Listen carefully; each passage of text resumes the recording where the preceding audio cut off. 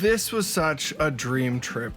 My family and I spent a week on Royal Caribbean's Explorer of the Seas for a Mediterranean cruise, and it was one of the best vacations that I've ever been on.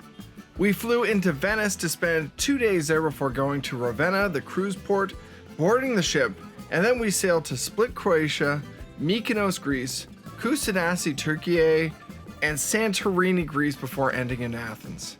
This video covers the whole trip, and check the description for links to all my videos and stories on the trip, or jump through the chapters to see all the destinations.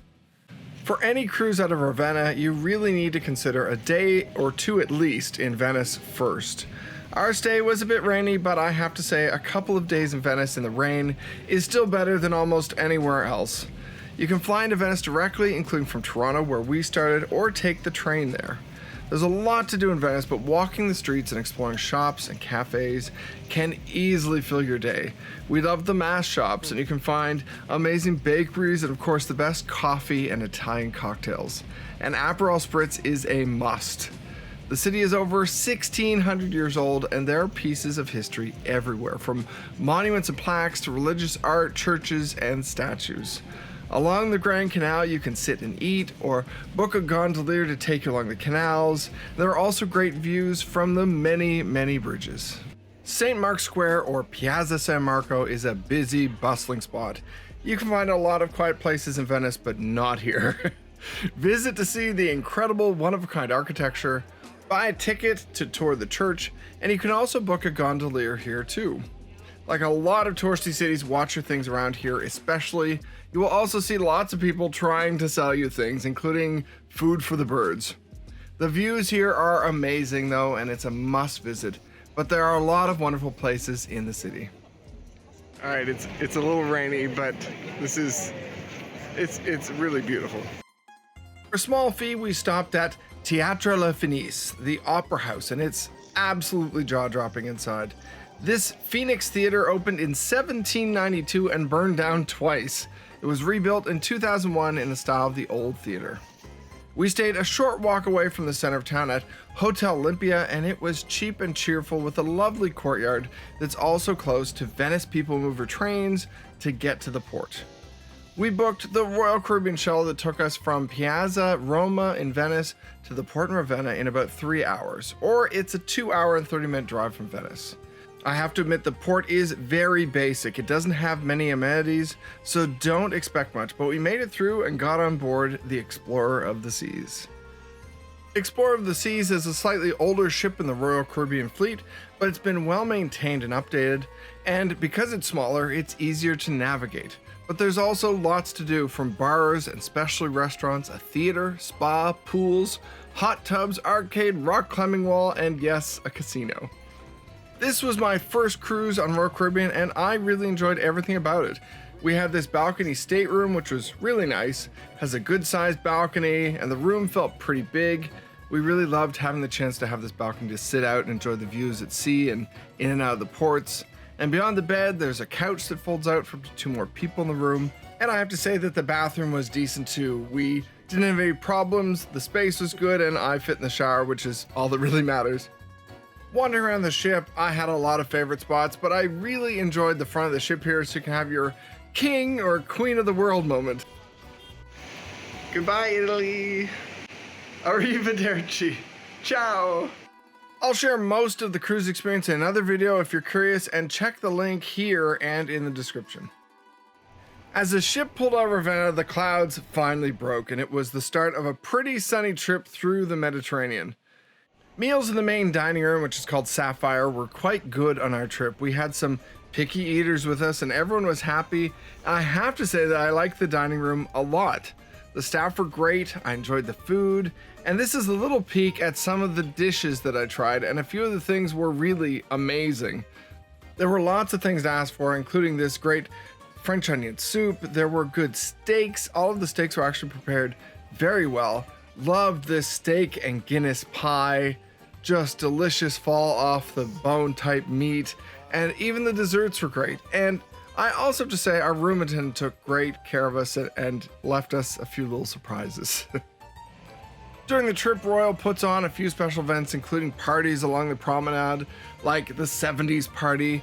And if that's not quite your style, don't worry, there are lots of bars we can go and grab a drink or two or whatever suits your fancy. You really can have whatever kind of cruise you want, but I did really enjoy the bars here. And the vibe at these parties, I have to say, is a lot of fun.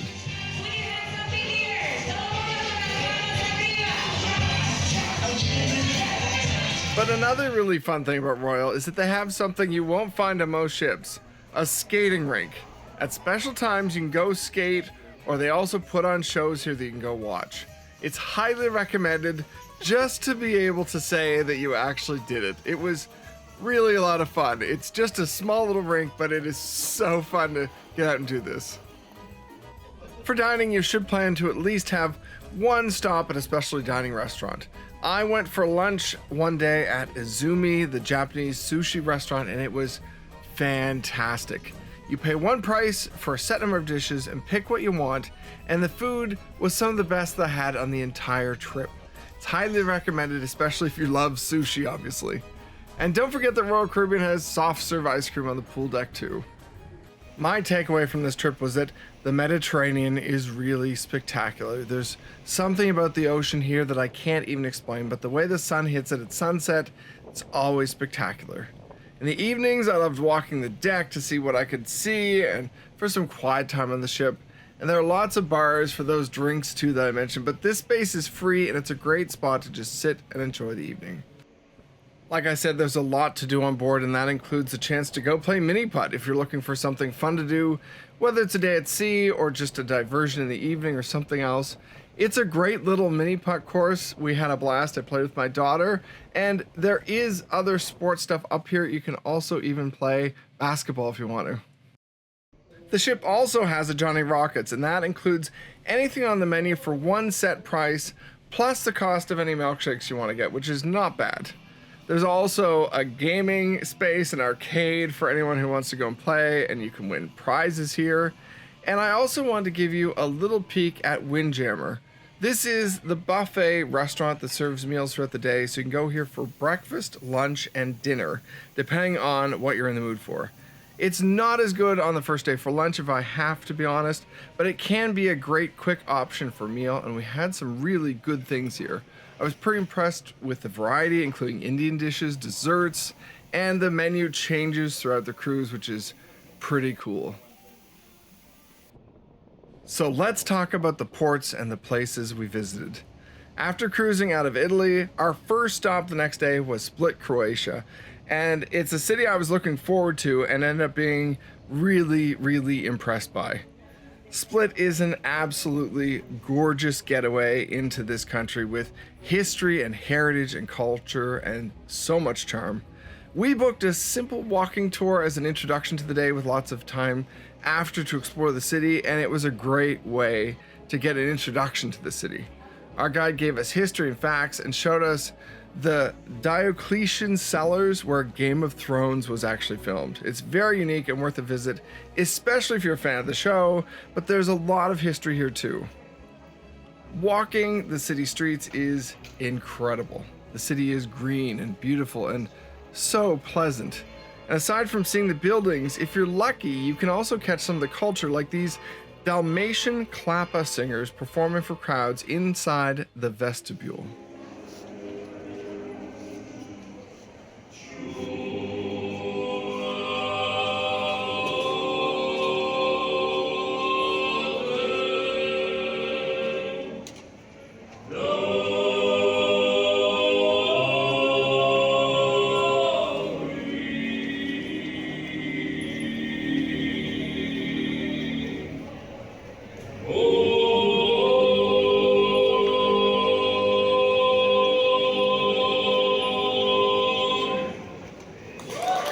Be sure to leave them a tip if you stopped and listened.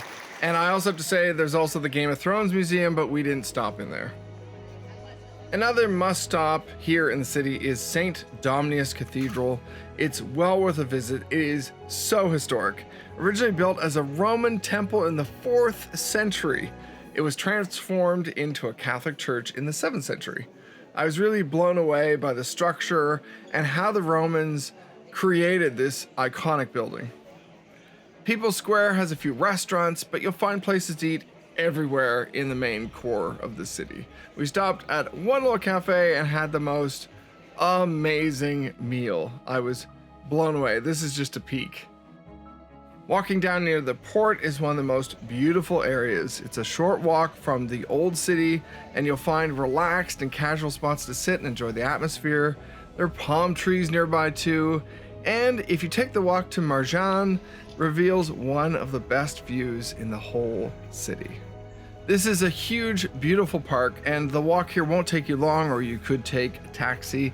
And there are a few steps to get up to the top, but then the views are really something. There's a little cafe where you can sit and eat and have a drink, but you really will just want to walk around and take in these awe-inspiring views over the city and mountains. I really love Croatia. Split is a bit touristy, but it is a beautiful place. The old town is wonderful. There's a lot of shopping and stuff there, but there's way more to Split than just the old town. If you get outside there, there's a lot of cool stuff like here. The bottom of the steps down here is about 15 minutes from the center of town, so it's really not a far walk. And if you take your time, it's about a 15-minute walk up, which I would say isn't bad. Just take your time, or else you're gonna have a heat stroke. It is, you know, not easy walking. It's quite steep steps at points, but at the same time, it's a great view. You can have a beer up there, enjoy the view while you're up there. It's fantastic. And if you know me or you've seen some of the videos, of course I had to get a gelato. Split is an absolutely gorgeous, astonishing port destination, and I loved getting the chance to take a peek here, and I hope I get to go back someday to explore more of the country, because this peak was astonishing. What a beautiful, beautiful place. I wish I was spending like a day or two here, especially to see the place at night. There's quite a few neat bars and things. It's a great scene. I like it a lot. I will say that cruising gives you this chance to be able to stop in a port, in a city, and see it and decide, do I want to come back here someday and have a longer vacation? And for me, the answer was a very big yes for Croatia, which I think is cool. Heading back on board, we have a day at sea next, so we're gonna have dinner tonight and relax, and might be a later night out finally, see the rest of the ship and have as many drinks as the wallet allows. Leaving port, we were once again treated to a beautiful sunset over the gorgeous waters, and I had to spend a little time taking it in from our balcony. That evening, I also spent a bit of time capturing the stars over the ocean, which was just spectacular. The next morning, we docked at Mykonos, Greece, and the sunrise alone was spectacular. We set off on a tour of Delos to start our day with what's considered the heart of the old Grecian world, the sacred birthplace of the gods Apollo and Artemis, dating back to the 3rd millennium BC. When it was at its peak, rich merchants, bankers, and ship owners from all over the world settled here to trade, and the city grew. At its peak, 30,000 people lived here.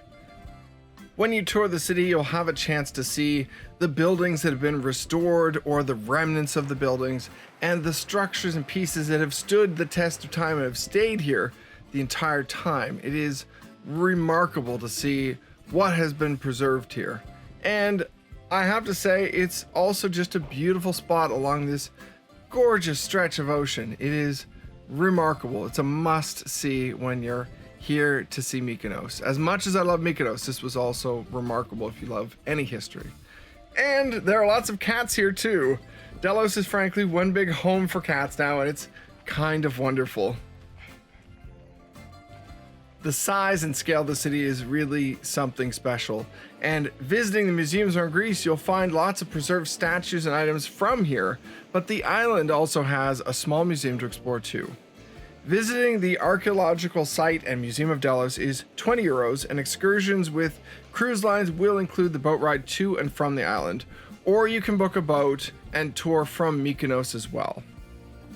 You'll get some great views of the center town on your boat ride back. And you can see some ships that will get to dock closer to town, but our ship was a little ways outside. It's not far, but requires a 30-minute walk otherwise, or a taxi ride, or there's also a little ferry. But I'll warn you that the ferry is small and can be busy, so it takes a long time to get back sometimes.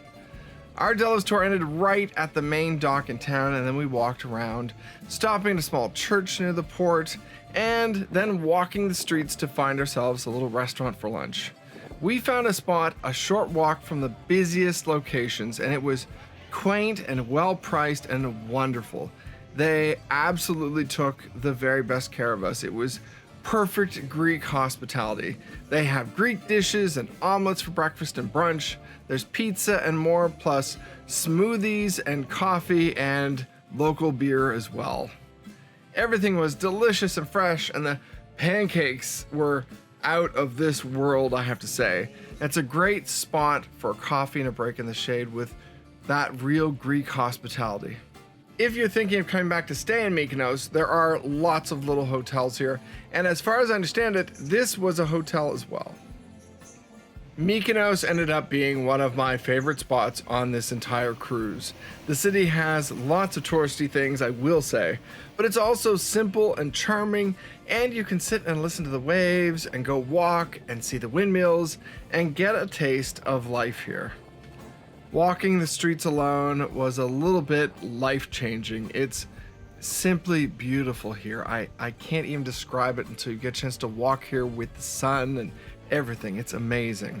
And yes, you'll get a chance to meet some kitties here too if you want. Greece has lots of cats, I must say, and you'll find them everywhere. We decided to walk back to the ship, and it was a good thing. The walk was a little weird as there's no sidewalk in a few spots, but we didn't have any issues, and it's a very unique walk. We made it back a good while before the ship was set to leave, but we saw a few people who struggled to get back in time, probably because of that ferry issue. Mykonos was fantastic. We had such a great tour of Delos. It was amazing to get a chance to walk there, where it basically used to be the center of Greece, which is wild to think about 10,000 people living on that island. And now we're just leaving port here and headed off to Kusadasi, which is also going to be amazing. And we've got a fun tour there, but this was great. I really liked finding the quiet little side streets. I think they were 10 times more interesting than, of course, the main bustling streets, but it was great to just walk through. And then we walked all the way back from the main area all the way back here, just because the sea bus was kind of slow, and it ended up being kind of a cool walk, actually. So very sunny and hot, maybe a little sunburned, but a great walk. So yeah, very cool spot. I hate to be a broken record, but once again, the sunset was spectacular and like nowhere else. And then the next morning we woke up as we pulled into Kusadasi.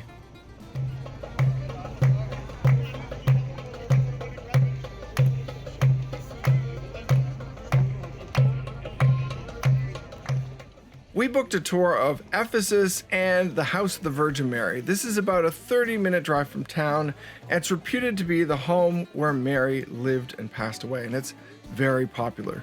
You can't film inside, so I can't show you that, but it's a little home in the middle of the Turkish hills. It's a charming place with a lot of ceremony, and you can pay to light a candle or bring a piece of cloth to leave as a prayer for someone. There's also a souvenir shop selling items and a cafe and restroom. One of my only complaints on this trip was our tour of Ephesus, though, and I've seen similar complaints online, but we did enjoy most of it. A short drive away is the ancient city of Ephesus. It's another major center of the old world in the Mediterranean. The ancient Greek city was taken over by the Romans in 129 BC, and if you're a Christian, it's believed to be the place where the Gospel of John was written, and it was the site of the 5th century Christian councils. At the city's peak, over 200,000 people lived here, which is astonishing. Our guide told us lots of the history, but he did rush us through this site. He was very compelling, but you won't want to rush past some of these places. It is just unbelievable seeing some of these gigantic buildings and the amphitheater. There's a lot to see, and I'd recommend visiting for sure with at least 1 to 2 hours minimum to see the city. You can book tours with the Royal Caribbean, but there's a catch that I'm going to get to in a minute as well as part of this tour. On your way out of ancient Ephesus, there's also a large market selling food and souvenirs, and expect to be harassed. But we also saw a cute dog, so you know.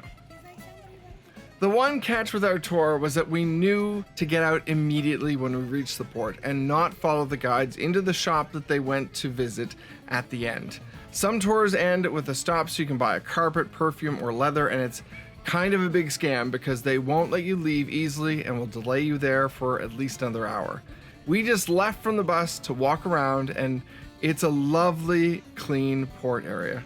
We even had a nice meal with some local items, and there's a lot of options for eating and shopping right near the port, and it's really just lovely as far as you can walk around here.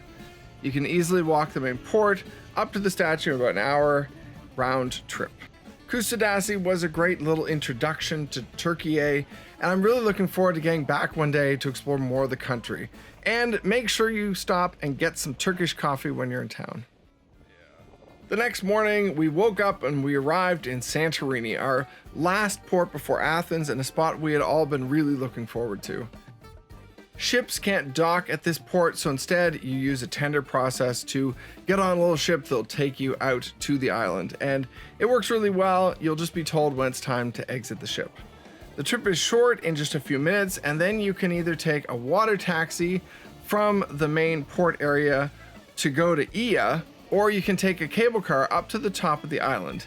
You can also walk, but I'm going to tell you it is not an easy walk as a heads up.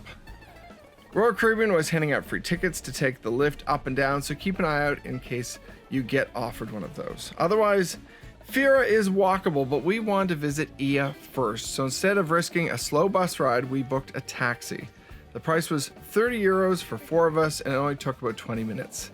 Ia is really the highlight and the gem of this island. It's gorgeous, and I can see why people come here. I can only imagine how gorgeous it must be at night when it's all lit up, but it was wonderful to see it in the bright daylight sun against the dark rocks. The main streets are small and can be crowded, so plan for this stop to be a couple of hours at least, and of course, it's quieter when you come earlier. We stopped for lunch at the very tip of town, and what a view, plus the most amazing octopus salad and a local beer. I have to say, I have very fond memories of that lunch. For fun, I decided I also want to go visit the old fisherman's village at the foot of the town. It's down a long staircase, and it's a bit of a trek, but it was really interesting. And there are also some really great restaurants and bars and cafes down at this port as well. You can book a taxi down here or walk the steps for an amazing view and to sit by the ocean. The ports are really the only place you'll get a chance to sit right by the ocean, and it's well worth taking that step to get here. The donkey path is the best way down. This road is the easier way up. It's better sidewalk than the donkey path down. This is definitely easier. You're just gonna come out at the back end of town. You have to walk through town then. Back in the center of Ia, I waited for a bus that I could get to Fira. It's quite cheap, but the lines can be long and not everyone gets a seat, so you may have to stand or wait for the next bus. The whole trip is about 30 minutes with a few stops to pick up or drop people off. To be quite honest, Fira is not much of a town. It's touristy and doesn't offer much to see or do aside from bars and restaurants and shops. The streets are not that interesting, but you can find some fast food if you're craving it, and we found a few special stops including this beautiful church, and then we grabbed our free cable car tickets from Royal Caribbean and made our way back down to the port to catch our tender. Since there can be multiple ships in port at once, keep in mind that there can be lines to get on the cable cars and there can be lines down to get onto the tenders back to your own ship, and it may take a little while to get there, so just plan ahead. You really should plan to be heading back to your ship at least an hour before it says that the ship is leaving. I would even give it an hour and a half or more if it's a really busy port day. But then once you're on your tender, you're all set and it's a beautiful ride back. I decided to take one more walk on the deck at sunset, even if it was a little bit cloudy, but it was one more chance so that I could get a peek at the city as we pulled out into the ocean. And then at our last dinner, the waitstaff had a little bit of a surprise for us.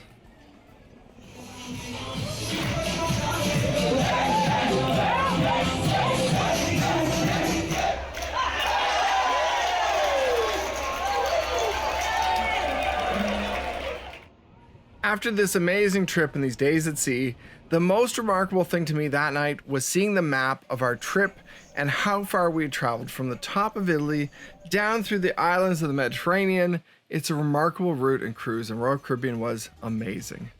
The next morning we had breakfast and we waited for our time to depart, a little sadly, but really looking forward to seeing Athens next. With a cruise like this, if you have the time, I would highly recommend spending a night or two in Athens before you leave and go home. The city is unique and historic like almost nowhere else. We dropped our bags at a hotel and made a quick stop to have some loukoumades, which are the honey top donuts that were on the street, and we went right to the National Archaeological Museum. The museum is filled with artifacts from prehistoric and ancient Greece, as well as some special artifacts from Egypt and a few other countries too. It's considered one of the great museums of the world, with some of the great treasures of Greece as well. There are many iconic pieces from Delos, for instance, but also around the entire country. The collection is so vast and broad that it's hard to even begin to sum it up here, but you can easily spend 2 to 3 hours if you want to see a lot of it. There are a lot of special pieces here, but two of my favorites was the Agathodaimon, a classical Greek and Egyptian god, and the Armesian bronze statue that is either Zeus or Poseidon, depending on whether he was holding a thunderbolt or trident. And then for lunch, we headed to an iconic place, Little Kook, and it was all decorated for Halloween. The restaurant does have a dining room, but the real treat is sitting out on the street at these tables in the middle of all this decor. They redecorate every so often, and we had a blast. It's an awesome spot with good food and drinks like their croque madame, their French toast, or their croissanteries, and a really whimsical menu. They have a lot that I'd recommend checking out, but it's just fun to come here and see how they're decorated. The heart of Athens is a really walkable city, and we enjoy walking, so we walked to the Acropolis Museum. It's another gem in the city. It's a really clean, modern, gorgeous space, and it feels like a blank slate. And it's actually been built on top of an archaeological site too. And what they've done is basically put on display all of the great pieces that have been recovered from the Acropolis and the hills around the slopes. It's so wonderful to be able to see not just reconstructions of what things would have looked like, but how they preserve pieces that are of the most important value. These pieces that just could not stand being out in the weather any longer, or they're going to fall apart. This space in particular gives you a sense of the actual spot where each of these pieces would have been on the Acropolis. It's really cool. There's also a great little cafe here. We had a snack and a drink, and then we walked back from the museum to our hotel to enjoy the scenery and the amazing boulevards that stretch for miles around Athens. Our hotel was A for Athens, which has this really wonderful view of the Acropolis from up top, so you can have your breakfast and sit out here and watch it, or come for a drink otherwise. Went for a walk, I had another ice cream, and then we went to the Athenian Agora, which is this historic site that's been preserved as both an archaeological site and a museum. And it beautifully displays what the space would have looked like once upon a time, with actual pieces of the building still preserved here and recreations of all the spaces as well. It's really interesting. And on top of that, you'll find tortoises here, which I know not many people expect, but there are tortoises here. And then you need to go and get some photos or go just walk around the Temple of Hephaestus. This is one of the best preserved temples in the entire city, and it's really something to see in person. The Acropolis is really special. We went there next, but I have to say that the Agora is well worth visiting too. It is wonderful. But wherever you choose to go, of course, you'll probably end up heading to the Acropolis at some point in your visit to Athens. And it's a great little walk. There's restaurants along the way. There is astonishing views once you get up that hill and look out. And then you're at the Acropolis. It's not a long walk from most places in the city. You can take a taxi up there. And you'll even see the museum from up on top, looking down below. It's really a remarkable place. And again, very few cities have anything like this at the heart of the entire city. But it really represents Athens, and the history is astonishing. The size, the scale, the structure, everything here. It was beautiful. We had a great visit. It was kind of a little short. We didn't know there was a special event that night. We got to see some special Greek soldiers coming in for a special event that evening, but we did get just the cusp of sunset here, and that was worth it. But definitely another must visit. And we saw more cats, and then we went and had a little bit of a drink and a snack out at one of the nearby restaurants that you'll find along your walk back to your hotel, most likely. They had great stuff. We didn't have a bad meal in the city. And honestly, this is what sums up my experience. I love the Greek hospitality. I love their culture, their history, their cats. And I can't wait to go back again one day. Otherwise, thank you so much for watching. Let me know if you have any questions, comments, or thoughts, anything you'd like to know more about. I'd be happy to answer you. And if you can, leave a like or subscribe. That really helps the channel a lot. Thanks a lot.